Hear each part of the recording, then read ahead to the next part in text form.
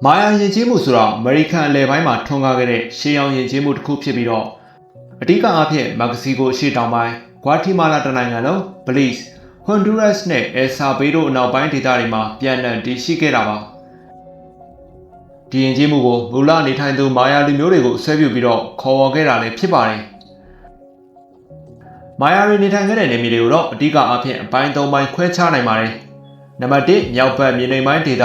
ဒီနေရာမှာတော့ယူကတန်ကျွန်းဆွယ်အပါအဝင်ပဲဖြစ်ပါတယ်နံပါတ်2အလဲပိုင်းကုန်းမြင့်ဒေသ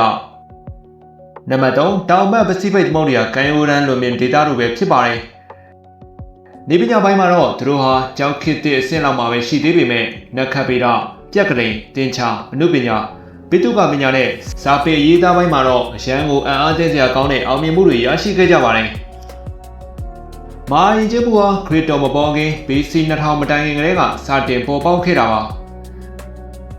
ါအဲဒီချိန်မှာအစောပိုင်းစိုက်ပျိုးရေးနဲ့လူနေမှုစုဖွဲ့မှုတွေစတင်ခဲ့တာပါတမိုင်းပညာရှင်တွေသတ်မှတ်ထားတဲ့ရှေးဦးကာလဖြစ်တဲ့ BC 2000ကနေပြီးတော့ AD 250ကျမ်းမှာတော့ရှုပ်ထွေးတဲ့လူမှုအဖွဲ့အစည်းတွေစတင်ပေါ်ပေါက်လာခဲ့ပါပြီအဒီတကျစိုက်ပျိုးနေထိုင်လာကြပါတယ်သူတို့ရဲ့အဓိကစိုက်ပျိုးသီးနှံတွေကတော့ပြောင်းမှုပဲဖယုံသီးနဲ့ငရုတ်သီးတွေဖြစ်ကြပါတယ်BC 950ဝန်းကျင်မှာတော့အစောပိုင်းမြို့ပြတွေပေါ်ပေါက်လာခဲ့ပြီးတော့ BC 900ဝန်းကျင်မှာတော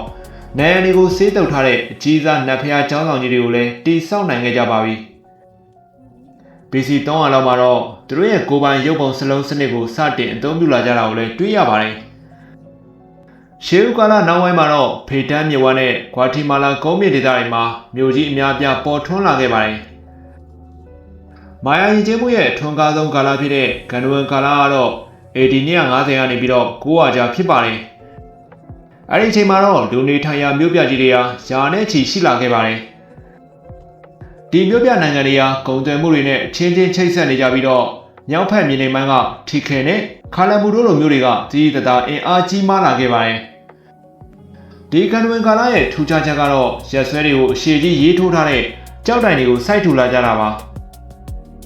အဆောက်အုံတွေတီးစောင့်တဲ့နေရာမှာလည်းအထွတ်ထိပ်ကိုရောက်ခဲ့ပြီးတော့အနုပညာနဲ့ယဉ်ကျေးမှုကဏ္ဍတွေမှာလည်းတောင်ဘက်ဒေသတွေရဲ့အောင်မြင်မှုကတိတာထင်ရှားလာပါတယ်။အဲဒီခေတ်ကမာယာကမ္ဘာရဲ့နိုင်ငံရေးပုံစံကတော့အီတလီရီနေဆန်းခေတ်ဒါမှမဟုတ်ရှေးအောင်ဂရိခေတ်ကမြို့ပြနိုင်ငံတွေနဲ့ဆင်တူပါတယ်။မြို့ပြနိုင်ငံတွေချင်းချင်းနိုင်ငံရေးအရမဟာမိတ်ဖွဲ့လိုက်ရန်ဖြစ်လိုက်နဲ့ရှုပ်ထွေးလာပါတယ်။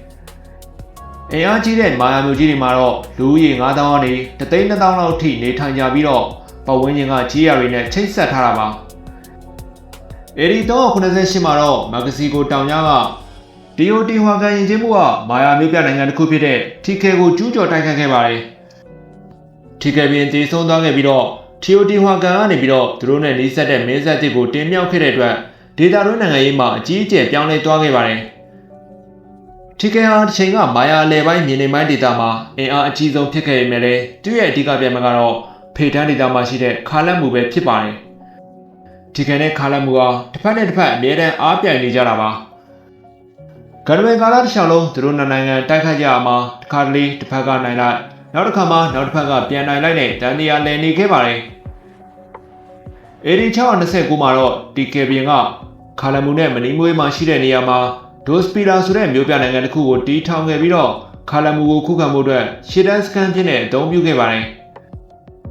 ဒါပေမဲ့နောက်ပိုင်းမှာခါလမူပြင်ကအဲ့ဒီမျိုးရဲ့အုပ်ချုပ်သူကိုဖမ်းမိသွားပြီးတော့သူ့ရဲ့လက်အောက်ခံဖြစ်နေပြောင်းလဲပစ်လိုက်ပါတယ်။မာရီရဲ့အုပ်ချုပ်မှုစနစ်ကတော့ဂုံသွယ်မှုဒါမှမဟုတ်စားနယ်ရိက္ခာပေါ်မှာအခြေခံတာတဲ့အ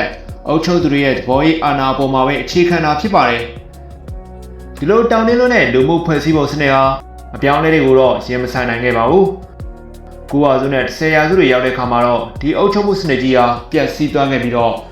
့မြို့ပြကြောက်တိုင်တွေပေါ်မှာစာရေးထိုးတဲ့အလေးထားကလည်းရပ်တန့်သွားခဲ့ပါတယ်။နောက်ဆုံးရက်စွဲနဲ့ရေးထိုးထားတဲ့ကြောက်တိုင်ကိုတော့ AD 909မှာထိုနီနာမြို့မှာတွေ့ရှိခဲ့ရပါတယ်။အဲဒီနောက်ပိုင်းမှာတော့လူတွေကမြို့တွေကိုစွန့်ခွာသွားခဲ့ကြပြီးတော့အမေရိကန်လေပိုင်းရဲ့ကုန်သွယ်မှုလမ်းကြောင်းတွေလည်းပြောင်းလဲသွားခဲ့ပါတယ်ခင်ဗျာ။ကျွန်တော်တို့ရဲ့ channel လေးကို subscribe လုပ်ရသေးတယ် subscribe လုပ်ထားဖို့အတွက်တောင်းဆိုအပ်ပါတယ်ခင်ဗျာ။အဆုံးထိကြည့်ရှုပေးခဲ့တဲ့တယောက်ချင်းစီတိုင်းကိုကျေးဇူးအထူးပဲတင်ရှိပါတယ်ခင်ဗျာ။